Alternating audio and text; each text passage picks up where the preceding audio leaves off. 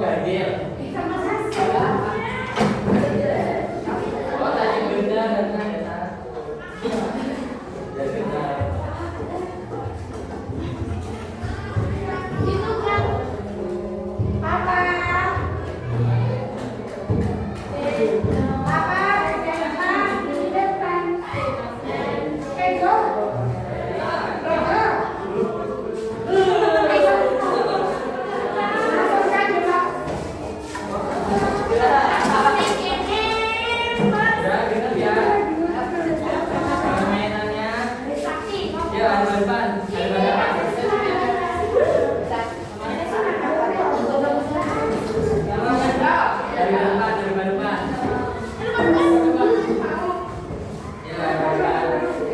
Jadi permainannya nanti cara kayak gini.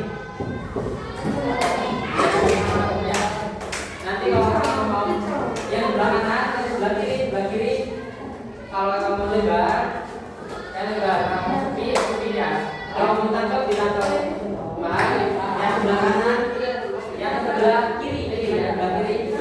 Dengerin ya. Yang sebelah kiri, kanan menghindar. Ya, mulai yuk. Paham? Yang sebelah kiri ya yang nangkep. Yang sebelah kanan menghindar. Yuk mulai. Paham?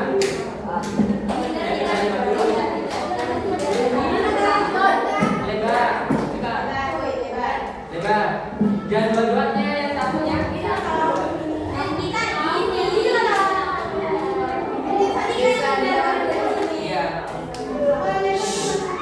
Oh gini. Dua-duanya nanti pas tangkap saya rebutan siapa yang bisa nangkap. Ya.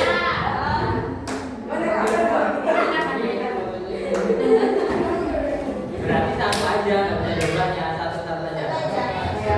Ya dengerin. Lebar. Satu aja. Lebar lagi. Lebar. Sempit. Lebar. Tangkap.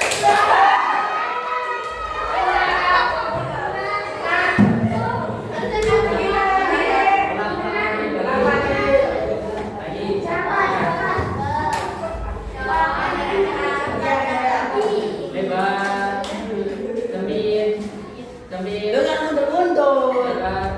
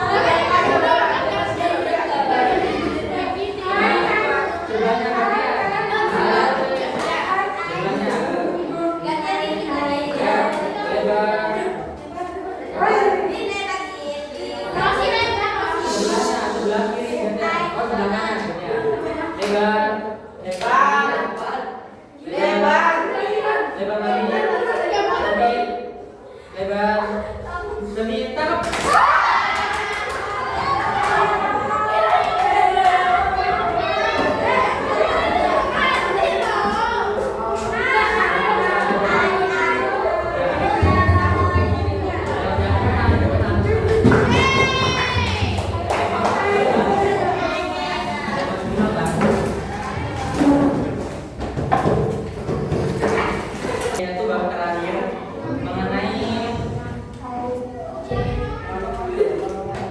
kontribusi ilmuwan muslim pada masa Bani Abbasiyah.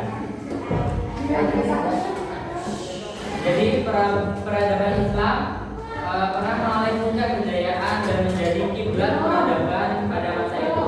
Pada zaman Bani Abbasiyah, peradaban Islam itu sangat maju sampai di pada zaman Abbasiyah sendiri memiliki julukan, yaitu ada tahu nggak julukannya?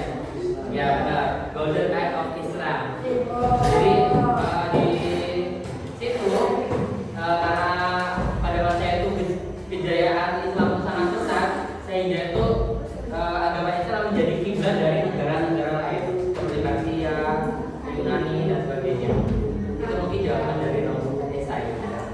Nah itu selanjutnya kemajuan dalam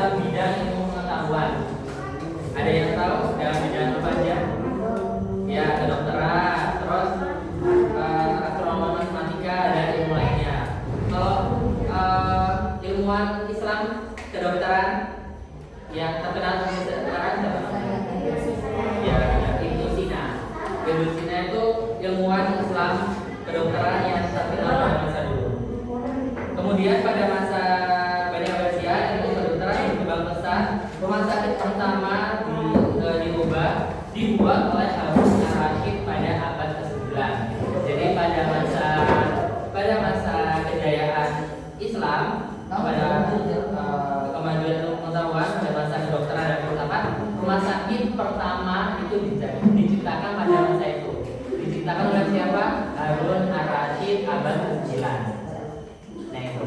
Pada abad ke-9, rumah sakit memiliki apotek sendiri dan beberapa dilengkapi dengan perpustakaan medis dan menawarkan kursus kedokteran. Para dokter yang terkenal pada masa itu diantaranya adalah Al-Tabari, Al-Razi, Al-Ibn, Al-Abbad, dan Al-Majusi. Selanjutnya yaitu astronomi dan matematika. Kemajuan dalam bidang astronomi dan matematika. Pengembangan ilmu astronomi dikembangkan oleh umat Islam yang bertujuan untuk menyempurnakan ibadah sholat. Kalian tahu ilmu astronomi itu gunanya buat apa? Kenapa dikatakan di sini untuk menyempurnakan ibadah sholat?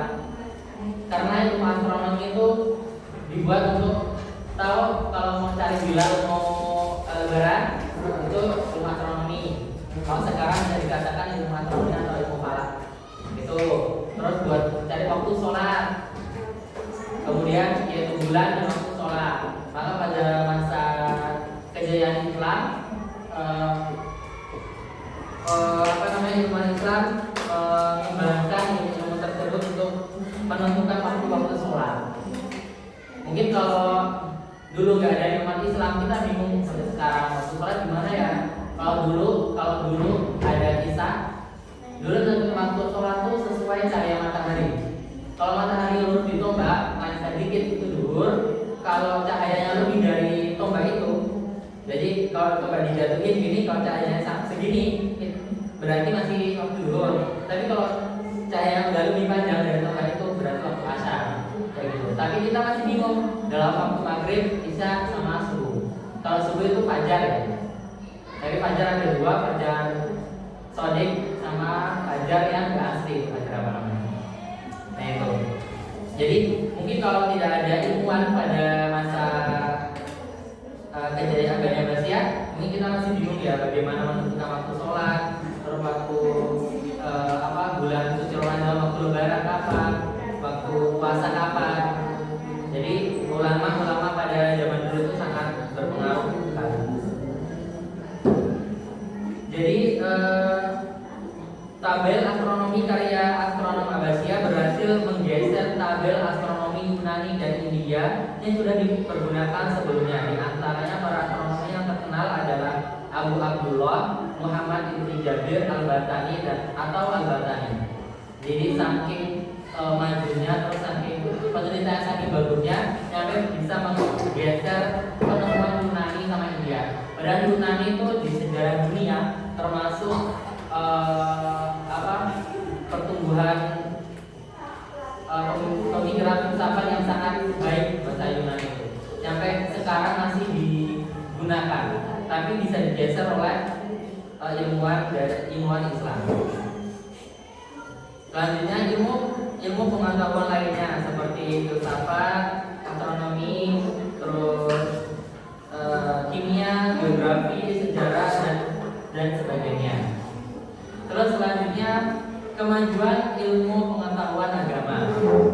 Jadi pada masa dulu tidak hanya kemajuan dalam bidang pengetahuan umum, tapi juga di pengetahuan agama seperti ilmu kalam, ilmu fikih, ilmu hadis dan ilmu tafsir.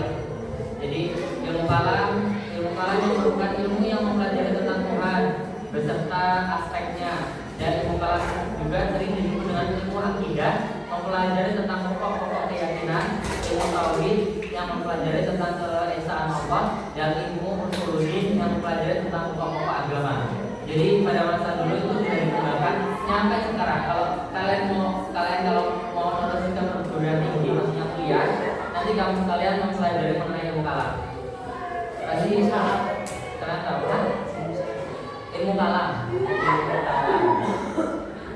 Jadi ilmu tersebut masih dipakai sampai sekarang di perguruan tinggi. Selanjutnya ilmu fikih, yaitu ilmu yang berisi tentang pemahaman mengenai pelaksanaan hukum Islam, baik dalam hal ibadah maupun amal yang bersumber dari Al-Quran dan hadis Nabi hadis Nabi Muhammad. Zaman keemasan dengan Indonesia telah dilahirkan ahli-ahli hukum yang namanya terkenal pada sejarah Islam dan kitab-kitab yang populer hingga masa ini, seperti kitab Imam Abu Hanifah, Imam Malik, Imam Syafi'i, Imam Ahmad bin Hanbal. Tahu itu imam 4 mazhab yang kita imani sekarang. Imam Hanafi, Imam siapa? Syafi'i, Hambali sama Maliki. Kemudian ilmu fikih ini termasuk ilmu yang bisa berkembang dengan seiring zaman ya. Kemarin akan jelaskan ya, berpaham salah satu iman yang bisa ilmu hukum fikih, hukum yang bisa berubah dengan seiring zaman itu hukum fikih. Karena setiap beda zaman itu beda kebiasaan orang-orang di muka bumi. Selanjutnya yaitu ilmu hadis adalah segala yang bersumber dari Nabi Muhammad, baik berupa perkataan, perbuatan maupun ketetapan. Sebelum dinasti Abbasiyah berdiri, banyak pemahaman hadis Nabi yang dilakukan tanpa menoleh penyaringan. Jadi zaman dulu tuh hadis Nabi itu cuma kayak Nabi itu ngomong kayak gini loh, Nabi itu ngomong kayak gini loh. Jadi belum pasti, belum kayak sekarang. Kalau sekarang kalau Rasulullah SAW kayak gitu. Tahu? Karena gitu, kalau Rasulullah SAW terusan biasanya ada lanjutannya hadisnya hadis dari siapa gitu kan. Kalau sekarang kayak gitu, kalau dulu enggak. Jadi kalau pada zaman Bani Abbasiyah itu disaring hadis-hadis. Kalau yang meriwayatkan hadis itu termasuk sahabat Nabi, yang ulama yang terpercaya. Jadi itu ya yang bisa kakak sampaikan. Apabila ada yang kurang paham bisa dibaca. Kakak akhiri wabillahi taufiq wal hidayah. Wassalamualaikum warahmatullahi wabarakatuh. Waalaikumsalam warahmatullahi wabarakatuh. Ya, sudah. Bismillahirrahmanirrahim. Subhanallahumma wa bihamdika asyhadu an la ilaha illa anta astaghfiruka wa atubu ilaik.